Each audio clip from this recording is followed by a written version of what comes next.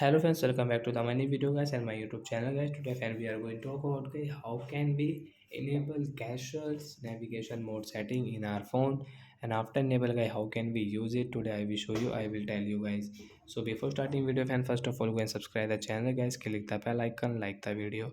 So friends, now let's see how can we enable casual navigation. Open your phone setting guys and guys scroll it. So when you can see search option guys, tap here guys, we will search here guys gestures.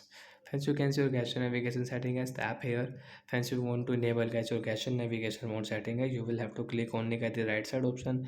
And once you want to learn guys how to use, so guys you can tap here to learn guys, tap here and guys learn guys. Once you want to back, so guys you can back from like that guys. This both side guys you can back it. It's showing how to use it guys. Second step guys, how to back again guys, you can see like that,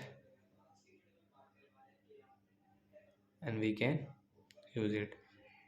Left side guys, tap here, nice, tap here. So guys, now done. So as you can see guys, you want to back, you can back from the right and left side, close app. So like that guys, you can enable guys your gesture navigation mode setting in your phone and you can use it. So bye bye friends.